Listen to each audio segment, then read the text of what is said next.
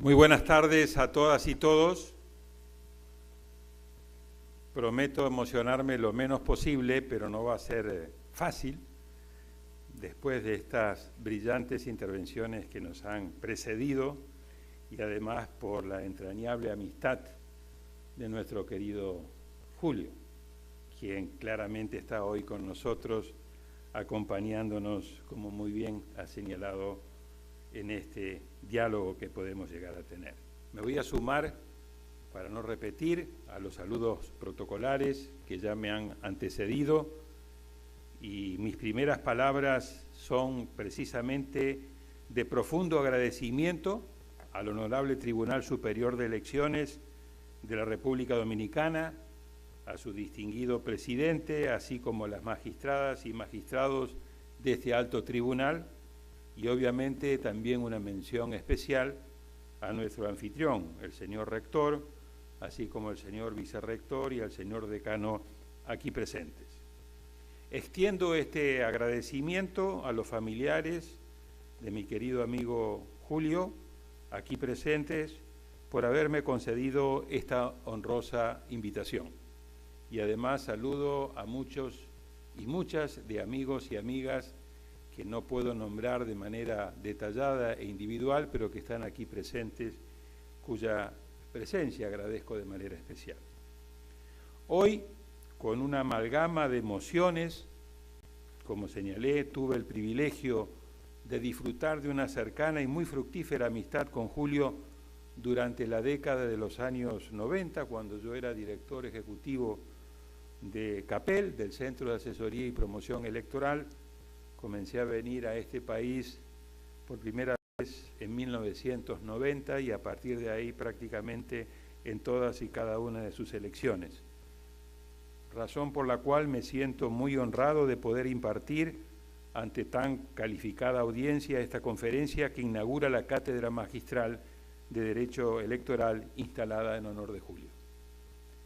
Después de estas breves palabras de salutación y antes de entrar en el tema central de mi conferencia, permítanme delinear ante ustedes la estructura de mi exposición. Comenzaré con unas consideraciones preliminares, luego pasaré al análisis del estado y las tendencias de la democracia, primero a nivel global y después en América Latina. En un tercer momento abordaré el actual superciclo electoral latinoamericano 2025-2027, sus principales hitos y características, y finalmente cerraré con una doble aproximación. Por un lado, una agenda de reformas que, en mi opinión, la región necesita con urgencia para fortalecer la calidad democrática y la integridad de sus procesos electorales, y por el otro, unas reflexiones finales. Inicio con tres precisiones preliminares que espero nos ayuden a situar el análisis en su debido contexto. La primera se refiere al sentido de oportunidad de esta reflexión. El momento para tomarle el pulso a la democracia no podría ser más pertinente. Este año se cumplen 52 años a nivel global desde el inicio de la tercera ola democratizadora, en los términos del profesor Samuel Huntington, y 48 años de su llegada a América Latina. Todo ello ocurre además en un punto de inflexión, en un momento de ruptura de época y de creciente desorden internacional, en palabras de Richard Haass, en el que el sistema global atraviesa un acelerado y profundo proceso de reconfiguración geopolítica y geoeconómica, con implicancias de gran alcance sobre la democracia y de manera particular respecto de nuestra región. La segunda precisión es definir a qué me refiero cuando hablo de democracia. Utilizo para ello el concepto de democracia representativa contenido en la Carta Democrática Interamericana, particularmente en sus artículos 2, 3 y 4, y cierro luego con el artículo 1. La combinación de los tres primeros artículos, 2, 3 y 4, establece que la democracia representativa se funda en el Estado de Derecho y se fortalece con una participación ciudadana, activa y ética, sustentándose en elementos esenciales como el respeto a los derechos humanos, elecciones libres y periódicas, acceso al poder conforme a la ley, pluralismo político y separación de poderes, junto con principios fundamentales de transparencia, probidad, rendición de cuentas, libertad de expresión y la subordinación de todas las instituciones al orden constitucional y al poder civil.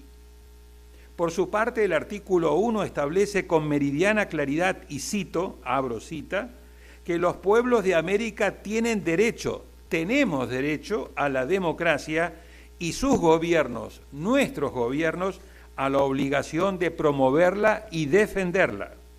Como vemos, en nuestro hemisferio vivir en un sistema de democracia representativa no constituye una mera aspiración. A muchos de nuestros gobernantes se le olvida este detalle.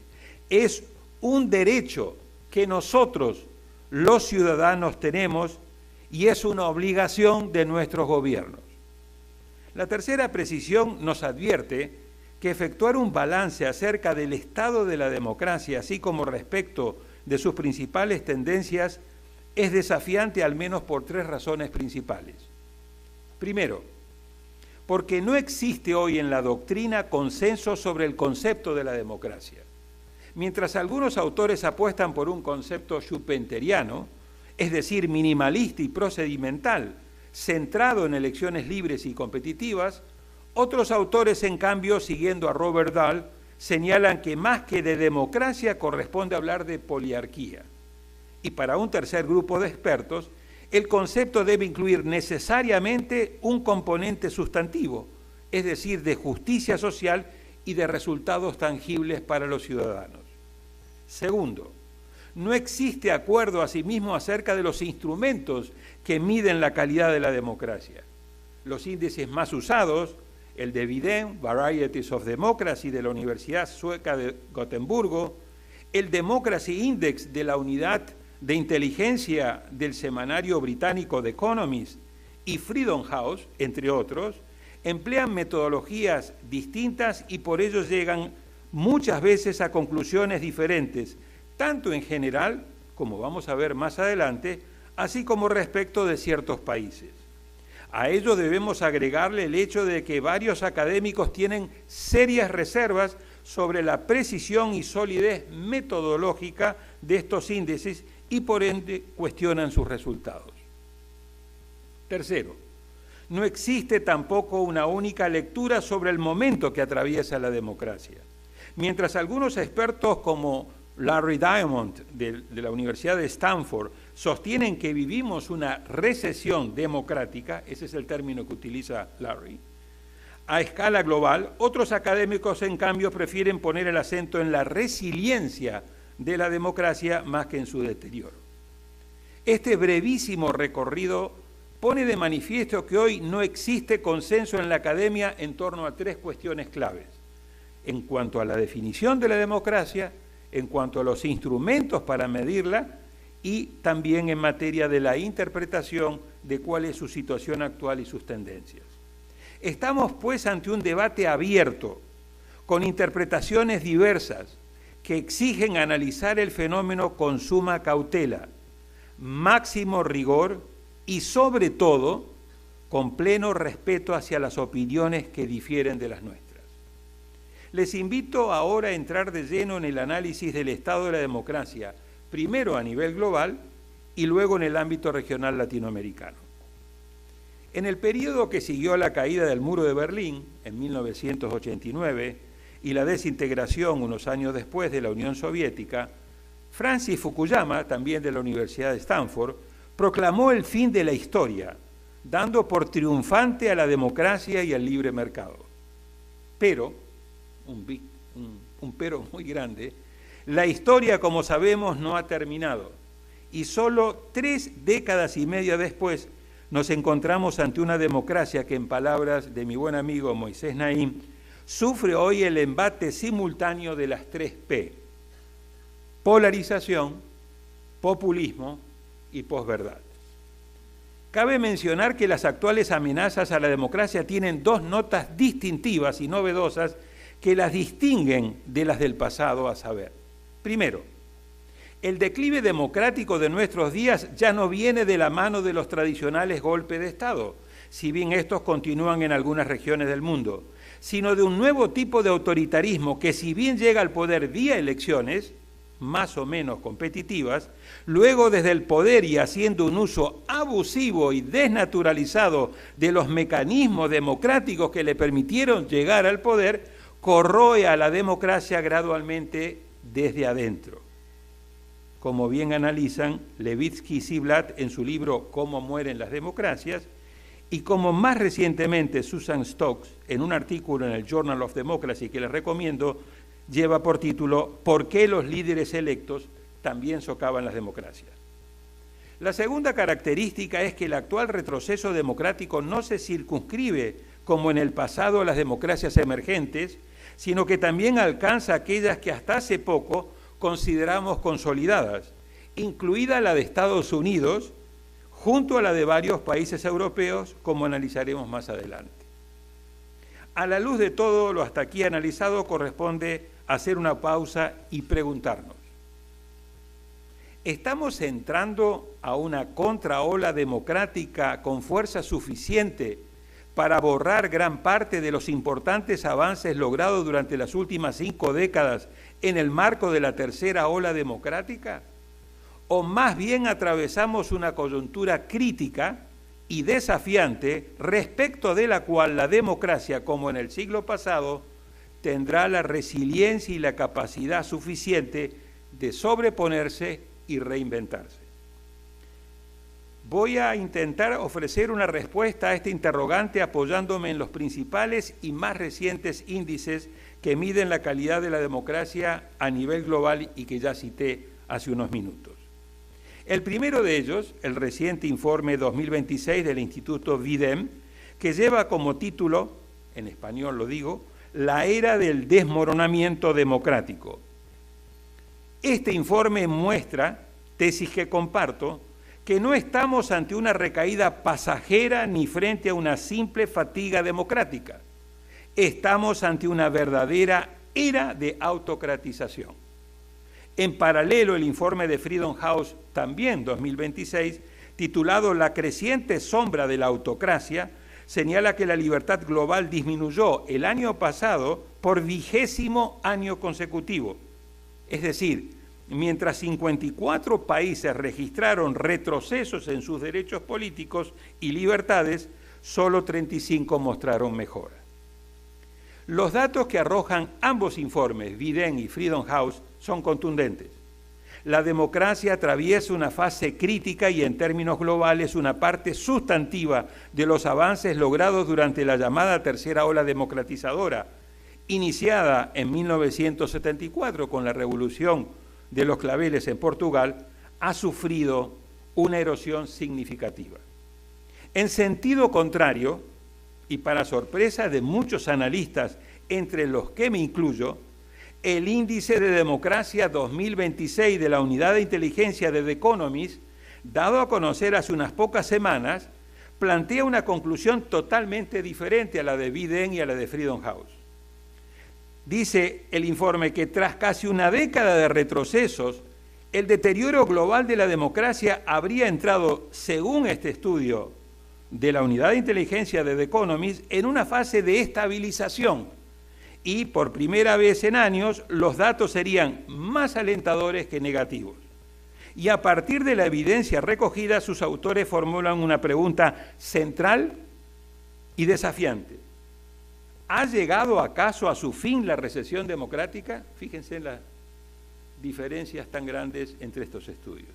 En mi opinión, la respuesta a esta pregunta es negativa. En lo personal me identifico más con el diagnóstico elaborado por VIDEM, que habla de una nueva era de autocratización. Pero lo más inquietante de este proceso de desmoronamiento no es solo su escala, sino su localización. Como ya adelantáramos, la autocratización ya no se concentra exclusivamente en estados periféricos o democracias de baja intensidad. Ha llegado al corazón mismo del orden liberal occidental. Según el citado documento de la Universidad Sueca, por primera vez en más de medio siglo, Estados Unidos ha perdido su estatus de democracia liberal. en gran medida como consecuencia del ejercicio imperial y altamente disruptivo de la presidencia de Donald Trump. Empero, este declive de la calidad de la democracia norteamericana no debe interpretarse como una anomalía aislada, sino como una parte de una tendencia global. Europa tampoco logra esquivar esta ola de autocratización, como lo prueban 7 países mencionados por el informe de Bidén. Hungría, que con el régimen iliberal de Víctor Orbán encabezaba la lista y que acaba de ser derrotado en las urnas luego de 16 años. Pero también Serbia, Grecia, Eslovaquia, Eslovenia, Italia y Rumania. A escala global, las cifras de Bidén son igualmente preocupantes. A fines del año 2025, según este informe, el mundo registraba 92 autocracias frente a 87 democracias. Pero el porcentaje más elocuente no está en cuanto al número de países, sino en el componente demográfico. Según Bidén, el 74% de la población mundial vive hoy en autocracias, mientras que apenas el 7% reside en democracias liberales encabezadas por Dinamarca, Suecia y Noruega. En conjunto, estos datos reflejan que la democracia liberal no solo ha dejado de expandirse, sino que ha pasado a ser, en términos demográficos, claramente minoritaria. Pero el citado informe de la Universidad Sueca nos permite observar no solo en qué países y regiones está avanzando esta era de autocratización, sino cómo lo hace. La herramienta más extendida es la censura de medios de comunicación, siendo la libertad de expresión el componente más dañado de la democracia global. 44 países registran retrocesos y solo 11 países muestran avances en materia de libertad de expresión. A ello se suma la represión creciente de la sociedad civil, presente en 30 países, y el deterioro de la calidad de las elecciones que durante 2025 empeoró en 22 países y solo mejoró en 7. La conclusión es inequívoca. La nueva autocratización no necesita ya abolir las elecciones. Le basta con vaciarlas de sustancia, restringir el pluralismo, intimidar a la prensa, acosar a la sociedad civil, cerrar sus espacios y debilitar paso a paso los mecanismos de división de poderes y de rendición de cuentas. Esta es la metodología que viene utilizando el nuevo autoritarismo. Pasemos ahora a analizar la situación de la democracia en América Latina, poniendo lupa tanto en sus principales amenazas como en sus logros y fortalezas. Latinoamérica nos ofrece un panorama de claroscuros. Por un lado, destacan los 48 años de vida democrática que la región acumula desde el inicio de la tercera ola en 1978. Ola que puso fin a la larga pesadilla autoritaria y que constituye el proceso democrático de mayor duración y extensión geográfica de toda nuestra historia. Pero por el otro lado, observamos con justificada preocupación un proceso de erosión y deterioro democrático gradual pero constante desde los años 2006-2007 a la fecha. En efecto, y de acuerdo con el Instituto de la Universidad de Gotemburgo, en 2025 América Latina se mantenía como la segunda región más democrática del mundo, si bien su evolución en materia de calidad de la democracia de largo plazo va mostrando una trayectoria descendente en términos de su calidad. Tras una breve recuperación a partir del año 2023, con evoluciones positivas en Brasil, en República Dominicana, más recientemente en Guatemala y más recientemente en Bolivia, la tendencia volvió a deteriorarse, arrastrada por procesos de rápida autocratización en 3 países de la región, según Bidén: en México, en Perú y en Argentina. 3 de los 10 países con los procesos de mayor aceleración autocrática del mundo. Los datos muestran asimismo que Latinoamérica, al igual que respecto de su economía en materia de calidad democrática, también muestra un alto grado de heterogeneidad. En el extremo de mejor calidad se ubica Uruguay, Costa Rica y Chile. En el otro extremo de menor calidad encontramos a los regímenes autoritarios Cuba, Nicaragua y Venezuela, ahora en esta situación tan ad hoc, casi de Estado vasallo de Estados Unidos, y en el medio, entre estos dos polos, encontramos, por un lado, democracias incompletas, flow democracies, como le llama The Economist, de calidad mediana o baja, como Argentina, Brasil, Colombia, Panamá y República Dominicana, y regímenes iliberales o híbridos, entre ellos México, Guatemala, Honduras, Ecuador, Perú, Bolivia y Paraguay. Dado que el tiempo que me asignaron los organizadores es breve, me limitaré a presentar de forma sintética 7 tendencias negativas que, en mi opinión, afectan la calidad de la democracia en América Latina, para luego poner el foco en sus principales logros y fortalezas. La primera y una de las más relevantes es el creciente ataque a la independencia del Poder Judicial, junto con el debilitamiento de los órganos autónomos de control y el ataque también a la independencia de los organismos electorales. La segunda es el aumento del acoso y las amenazas contra medios de comunicación y periodistas, recientemente denunciado por la SIP, la Sociedad Interamericana de Prensa, en su reciente reunión de Miami, que se suma a la persecución de defensores de derechos humanos, líderes sociales y ambientales y al progresivo achicamiento del espacio cívico. La tercera remite al deterioro de la cultura política y en esto sí les ruego poner especial atención.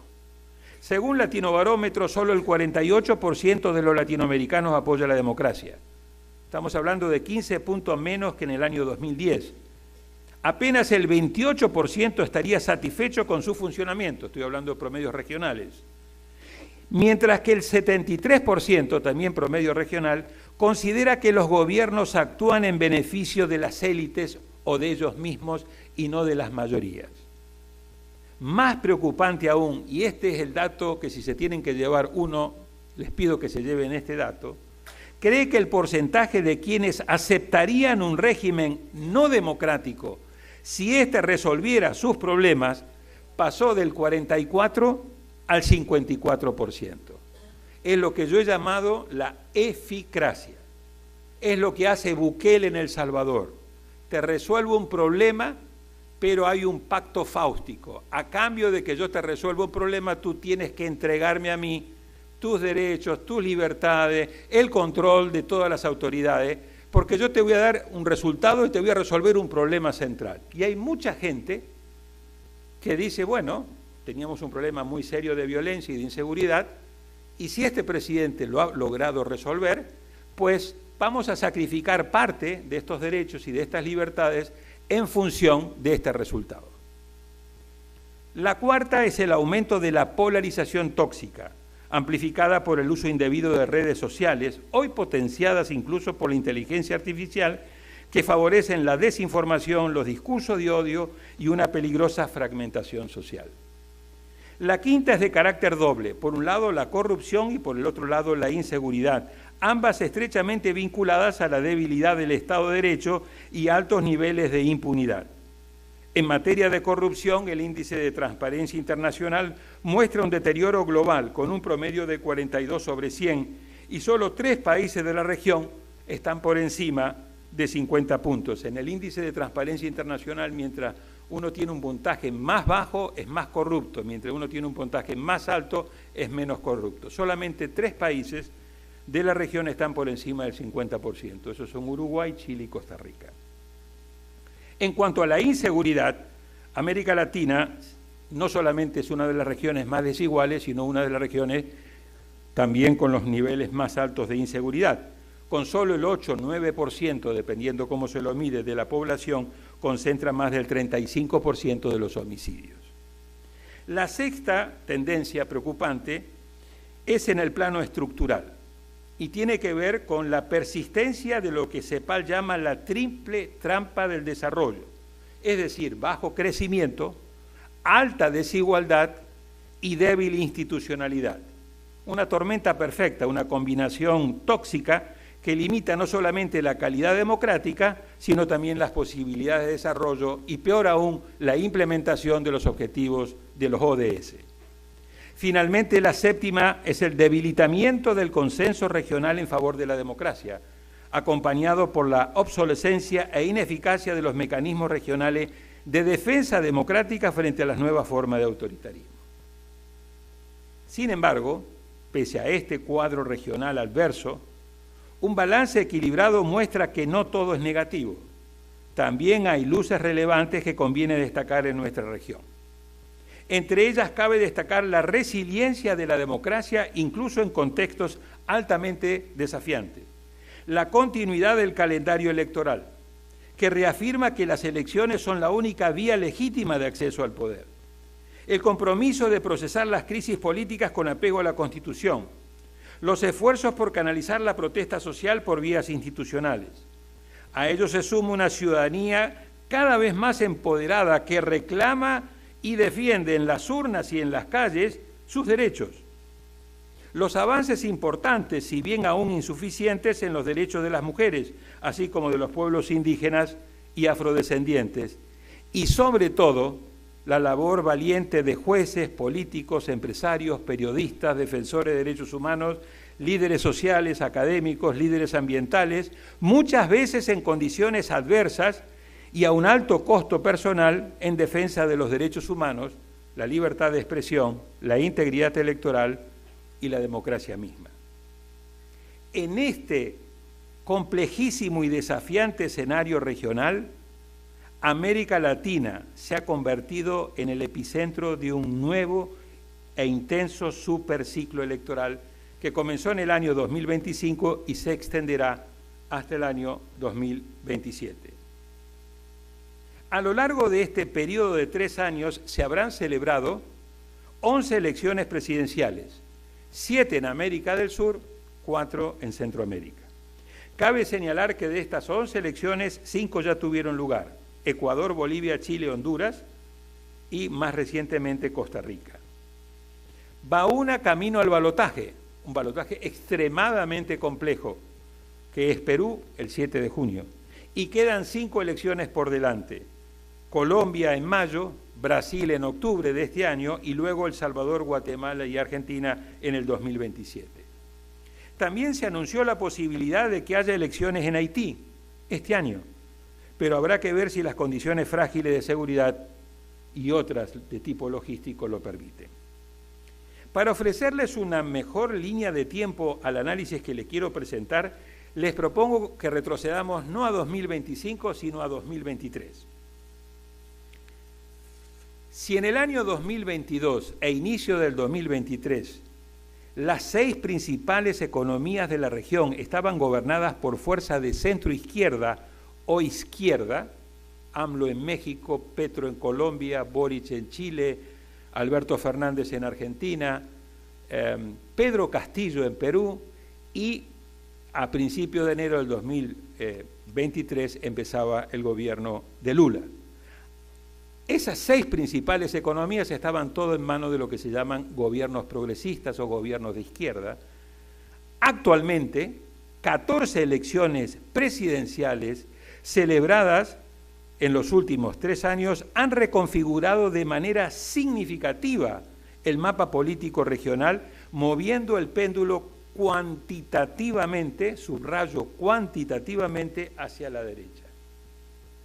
El punto de inflexión se produjo en 2023 con los triunfos de Santiago Peña en Paraguay, Daniel Noboa en Ecuador y Javier Milei en Argentina. En 2024, de las 5 elecciones democráticas que hubo, en 3 ganó la derecha: José Raúl Mulino en Panamá, Nayib Bukele, reelección inconstitucional en El Salvador, y Luis Abinader en República Dominicana. Y el ciclo se intensificó en el 2025 con 4 elecciones en las cuales en las 4 triunfaron partidos de derecha o de centro-derecha. Ganó José Antonio Kast en Chile, ganó de nuevo Noboa en Ecuador y hubo resultados favorables para la derecha o centro-derecha en Bolivia con Rodrigo Paz y también en Honduras con Asfura. Y en febrero del año 2026, la victoria de la oficialista Laura Fernández en Costa Rica terminó de confirmar esta tendencia. El balance cuantitativo de esta intensa agenda electoral no deja dudas. En 11 de estas 14 elecciones ganó la derecha. una derecha heterogénea en sus orientaciones, frente a solo 3 triunfos de la izquierda: Bernardo Arévalo en Guatemala, Claudia Sheinbaum en México y Yamandú Orsi en Uruguay. Sin embargo, y es un sin embargo grande, el mapa latinoamericano exige una lectura más desagregada y más prolija. Aunque la derecha encadenó el mayor número de victorias, 11 de 14, la izquierda aún retiene el control de las principales economías de la región. México está en manos de la izquierda, todavía. Brasil está en manos de la izquierda, todavía. Colombia está en manos de la izquierda, todavía, a los cuales se suman los gobiernos de Uruguay y Guatemala. Por lo tanto, alrededor del 70% del PIB regional y más del 60% de la población regional sigue estando gobernada por gobiernos de izquierda o centroizquierda. Esta asimetría matiza la narrativa de un giro uniforme y sugiere un reequilibrio más complejo que un simple cambio de signo ideológico. Lo que se observa no es únicamente un desplazamiento del péndulo hacia la derecha, sino también la consolidación de un nuevo ciclo de voto de castigo a los oficialismos de turno. La inseguridad, el alto costo de vida, affordability, esta palabra que se ha ido poniendo de moda en Estados Unidos, la debilidad del empleo, la reacción a los flujos migratorios y la persistencia de la corrupción han sido, entre otros, los factores que han erosionado la confianza en los gobiernos incumbentes que eran mayoritariamente asociados a la segunda marea rosa. Pero el fenómeno no se agota en el voto de castigo, también refleja una transformación de la oferta política. Las nuevas derechas han demostrado una notable capacidad de conectar con el electorado, apalancándose en redes sociales y en mensajes simples, directos y emocionalmente eficaces. Han sabido capitalizar el rechazo a la política tradicional, así como las preocupaciones en torno a la inseguridad. El tema de la inseguridad se está volviendo el principal riesgo político y la primer demanda en la mayoría de los países de la región y en el tema central en la mayoría de las elecciones. Léase Chile, léase Perú, léase Honduras, etc. O sea, lo que hemos llamado la buquelización de la política. El tema migratorio también ha generado mucha sensibilidad en muchos países. Por ejemplo, en el caso de Chile, donde se habla y donde el presidente Kast en su campaña ha prometido construir no solamente muros, sino zanjas para evitar el paso de los migrantes y la expulsión de muchos de los migrantes que se encuentran en territorio chileno.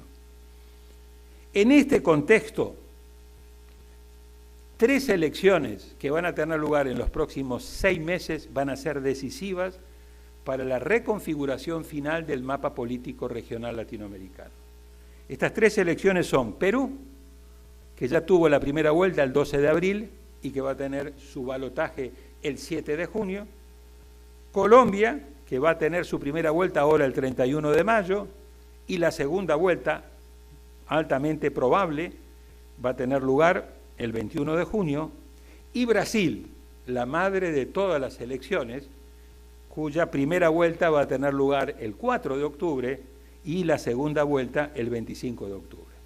Rápidamente, en Perú, la primera vuelta generó un caos y hay una situación de extrema tensión y de incertidumbre que obligó a que el jefe de la Oficina Nacional de Procesos Electorales, el señor Piero Corbeto, haya tenido que renunciar. Es más, el Jurado Nacional de Elecciones, lo que aquí sería el Tribunal Superior, le inició una acción penal al señor Corbeto. Ese es el grado de tensión y de situación institucional. Keiko Fujimori es la que está llevando adelante en esta primera vuelta con un 17% apenas, y el que queda en segundo lugar se está disputando entre Roberto Sánchez de la izquierda, cercano al expresidente Castillo, y Rafael López Aliaga. Si gana Sánchez, que es lo más probable porque la definición final va a estar en manos de la justicia electoral porque se ha judicializado los resultados, Sánchez estaría alrededor del 12%. Es decir, entre el primer lugar, 17, más el segundo, concentran el 29%, no llegan al 30%. Esa es la situación tan dramática que está viviendo Perú.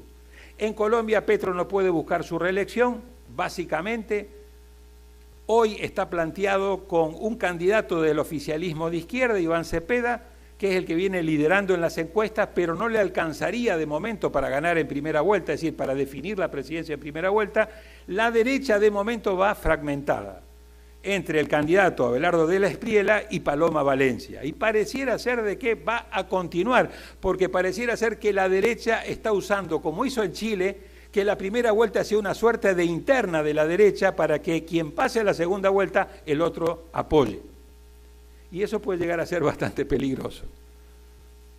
Lo tercero es Brasil, y ahí Brasil es Lula, que está buscando su reelección consecutiva. Si lo logra sería su cuarto periodo, con un Bolsonaro, pero no el expresidente Bolsonaro, porque este está preso por haber intentado de manera fallida un golpe de Estado el 8 de enero del 2023, cuando se negó a reconocer los resultados, sino su vicario, el hijo, Flavio Bolsonaro. Y todo lo que parecía que Flavio Bolsonaro no tenía la densidad, el plumaje para poder enfrentar a un presidente de la talla de Lula, hoy las encuestas se están dando nariz con nariz en la primera vuelta, necesidad de ir a una segunda vuelta, y en la segunda vuelta están hablando de un empate técnico. De eso estamos hablando en América Latina. Por lo tanto, a este complejísimo escenario regional, si queremos complicarlo aún más, tenemos que agregarle un ingrediente externo. Y ese ingrediente externo es el presidente Trump, que de una manera u otra está obligando a través de su nueva doctrina Don't Row, a través de su iniciativa Escudo de las Américas, a tratar de alinear a los gobiernos latinoamericanos de derecha y centro derecha con la derecha norteamericana MAGA. Una suerte de prima de MAGA latinoamericana que yo llamo MALGA, Make America Latina Great Again. En ese escenario, las elecciones del 3 de noviembre en Estados Unidos son fundamentales. ¿Por qué? Porque una eventual pérdida de control del Congreso por parte del oficialismo, por lo general el partido que está en el gobierno pierde el control de la Cámara de Representantes. Pero si a su vez llegase a perder el control del Senado, realmente esto terminaría afectando significativamente el margen de maniobra de Trump, no solamente dentro de la política de Estados Unidos, sino también en la política exterior y en relación con América Latina. Pero a su vez hay que agregarle un ingrediente adicional al presidente Trump, no solamente desde el punto de vista geopolítico, es su intervención descarada y su injerencia en procesos electorales internos latinoamericanos. Intervino de manera descarada en el caso de las elecciones de medio periodo en Argentina, cuando no solamente apoyó al presidente Milei, sino que su secretario del Tesoro ofreció y dio en apoyo 20.000 millones de dólares para apuntalar el dólar que se le estaba escapando. Y el presidente Trump fue muy claro, dijo, no estoy apoyando a la Argentina, estoy apoyando al presidente Milei. Si al presidente Milei no le va bien en las elecciones de octubre, yo voy a reconsiderar mi apoyo. Y en el caso de Honduras ya no ofreció apoyo, se convirtió en el jefe de campaña de Tito Afura. O sea, intervino en un proceso, puso en libertad a un narcopresidente condenado en el mismo distrito donde en este momento se está sometiendo a juicio a Maduro, y el mismo distrito judicial que está pidiendo que México le entregue el gobernador de Sinaloa a Estados Unidos, y a su vez un apoyo total y absoluto a Asfura, que lo prácticamente convirtió en el candidato ganador y hoy en el presidente de Honduras. Y por lo tanto tendremos que ver si este precedente se va a mantener y si es que vamos a ver a Trump inmiscuyéndose en otros procesos. Lo intentó hacer en Brasil, le salió mal.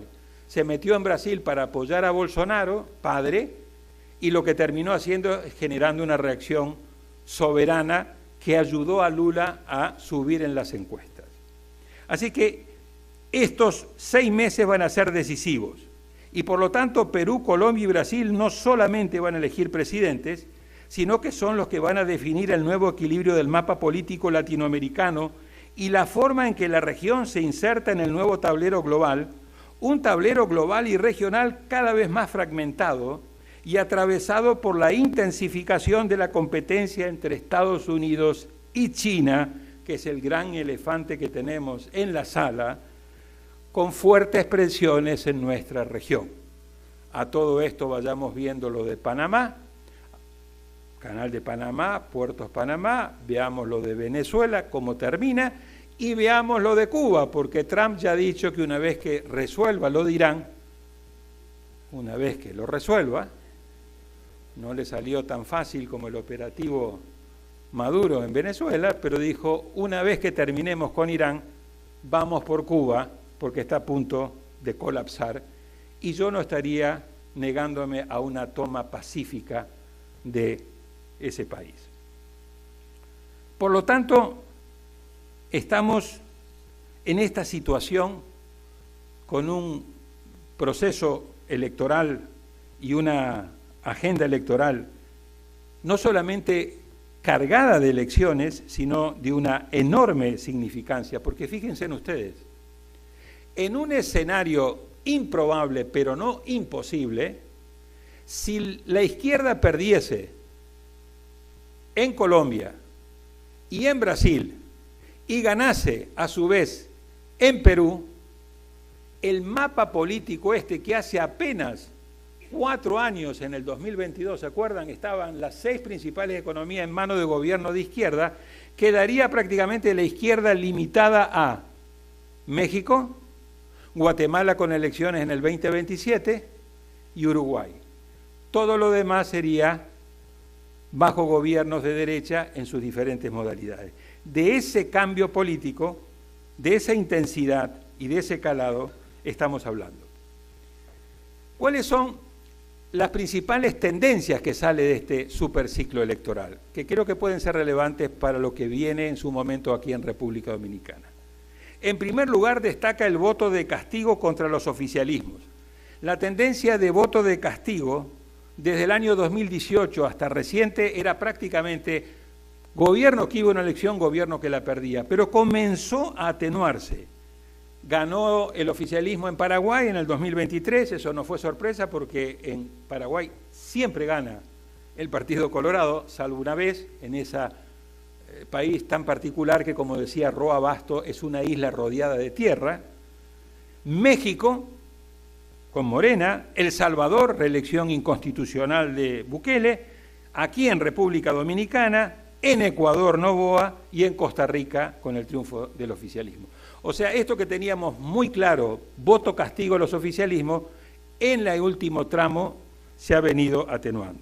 En segundo lugar, cada vez es más necesario acudir a los balotajes para definir las presidencias. Esto que venía siendo prácticamente una regla también se comenzó a temperar. ¿Por qué? Porque hemos tenido triunfos muy contundentes. Ganó Laura Fernández en primera vuelta en Costa Rica, ganó Bukele en primera vuelta en El Salvador, ganó Abinader en primera vuelta en República Dominicana. Pero sigue siendo el tema del balotaje un tema muy importante para la definición de presidencias y dentro del balotaje un tema que hay que ponerle atención, que es la reversión de resultados, o sea, el cambio entre la segunda y la primera vuelta. En muchos casos, quien gana en la primera vuelta después pierde en la segunda vuelta. En tercer lugar, se observa una fragmentación política creciente en muchos países. En Perú había 36 candidatos a presidente. ¿Oyeron bien? 36. Después se redujo a 35 porque uno murió en campaña. Ese nivel de fragmentación es absurdo. Claro, un nivel de fragmentación que a nivel presidencial hace de que quien gane en la primera vuelta gane con el 17% y el que quede en segundo lugar queda con el 12%. Si a eso le sumamos que el 30% no fue a votar pese a ser voto obligatorio y con sanciones, y si a eso le sumamos que los votos en blanco y los votos nulos fueron más de 3 millones de votos, o sea, quien sacó en primer lugar el mayor número de votos no fue la señora Fujimori, fue el señor voto en blanco y voto nulo. Ese nivel de deslegitimación genera después problemas muy serios en materia de gobernabilidad y de estabilidad, como los provoca en Perú. 8 presidentes en 10 años. Y a este ritmo van a seguir sumando presidentes. Una cuarta tendencia, no quiero abundar en esto, es el tema de polarización, pero no solamente polarización desde el punto de vista de la hiperpolarización y del tema de las redes sociales, sino de tendencias que hacen que la disputa electoral se juegue en los extremos, como en el fútbol, los winners, como le llamábamos. ¿Por qué? Porque el centro termina siendo masacrado. Fíjense en ustedes en Colombia, por ejemplo, Sergio Fajardo, etcétera, son prácticamente candidaturas que empiezan bien y después se van desinflando, porque las tendencias son hacia la derecha o hacia la izquierda. El tema de la hiperpolarización, como ya hablamos también. Hay una sexta tendencia que me parece muy importante, que es la impugnación de los resultados electorales, lo que yo llamo el negacionismo electoral. Candidato que pierde denuncia fraude, pero antes uno denunciaba fraude después, como en el fútbol, después que te hacían el gol, uno decía, hiciste el gol con la mano o hiciste el gol en fuera de juego. Ahora se denuncia fraude de manera anticipada, se dice, si yo pierdo, entonces es porque me hicieron fraude. Y eso lo estamos viendo con López Aliaga, por ejemplo, en Perú. Comenzó a decir, me van a hacer fraude, me van a hacer fraude, me van a hacer fraude. Está a punto de quedar fuera del balotaje y dice, me hicieron fraude. Bolsonaro lo mismo, me van a hacer fraude, las máquinas no funcionan, etcétera. Perdí, me hicieron fraude. Ese negacionismo electoral trata de pasarle toda la responsabilidad a los organismos electorales. Y ahí tenemos un problema serio. Este no es solamente de nuestra región. El señor Trump también viene abonando mucho este terreno del negacionismo. En la elección, al día de hoy, sigue diciendo que él no perdió frente a Biden. Al día de hoy está diciendo que en las elecciones del 3 de noviembre le van a hacer fraude y él no va a aceptar los resultados aunque él no esté en la papeleta, porque es una elección de medio periodo. Y hay 2 temas que me parecen importantes dentro de las tendencias para la República Dominicana. Uno es la crisis de los partidos tradicionales y la irrupción de outsiders que yo llamo los candidatos papa. La P de personalistas, la A de antisistema, la P de populistas y la A de autoritario. Y estos son nuevos actores que están irrumpiendo en la política, aprovechándose de la frustración y del malestar que hay con los partidos tradicionales. Y lo segundo es el creciente proceso de desafección ciudadana y de malestar que se traduce en un aumento peligroso de las tasas de abstención. Y ahí yo creo que es importante, como hizo Chile, evaluar, considerar la oportunidad de si amerita o no introducir el voto obligatorio con sanciones, porque los ciudadanos no solamente tienen derechos, sino que también tienen deberes. Entonces, eso me parece que son importantes. Entonces, frente a este cuadro tan complejo, tan tensionado, con sus luces y sombras en América Latina, ¿qué es lo que yo recomiendo para ya ir cerrando? ¿Cuál es la agenda que propongo que América Latina debería poner en marcha? Primero y con carácter urgente, hay que evitar que el malestar en la democracia se transforme en malestar con la democracia. Voy a repetir esto. Hay que evitar que el malestar en la democracia que existe se convierta o se transforme en malestar con la democracia. Para ello es necesario repensarla y dotarla, como propone Innerarity, de una teoría más compleja que le permita gobernar a las sociedades del siglo XXI. Es absurdo que querramos seguir regulando y gobernando las sociedades del siglo XXI con instituciones diseñadas en el siglo XVIII y XIX y con los paradigmas del siglo XX. Necesitamos mucha de innovación política, institucional. La innovación está en todos lados, menos en la política. Y ahí urge que repensemos no solamente la democracia, sino nuestros sistemas electorales, etc. Segundo, hay que mantener y fortalecer la resiliencia electoral para asegurar la legitimidad de origen. Esto exige blindar a los organismos electorales, obviamente cuando hacen bien su trabajo, frente a los crecientes ataques y al negacionismo electoral. Hay que mejorar la equidad de la competencia.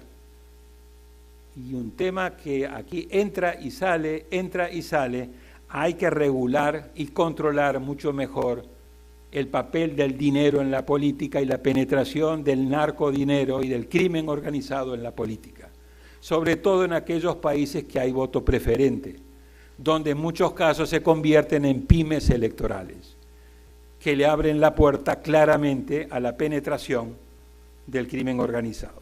Tercero, hay que recuperar la centralidad de la política y restablecer la confianza ciudadana en las instituciones, particularmente en los partidos y congresos, si queremos seguir teniendo democracias representativas. No comamos cuento, esto no lo van a resolver los independientes. Esto se resuelve a través de los partidos. Una democracia de verdad hay que asentarla sobre partidos sólidos, institucionalizados, con aceptables y muy buenos niveles de democracia interna.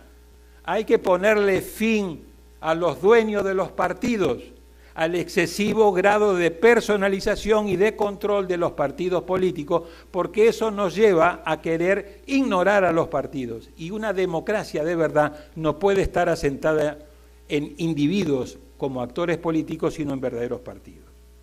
Cuarto, hay que fortalecer la gobernanza y la gobernabilidad, acompañando a la democracia con buen gobierno y con un Estado moderno, robusto, estratégico, con solvencia fiscal y capacidad de buenas políticas públicas, pero sobre todo con capacidad de ofrecer respuestas oportunas y eficaces, resultados a las demandas de la gente. De lo contrario, la gente va a ir a la otra ventanilla, va a ir a la ventanilla de la eficacia.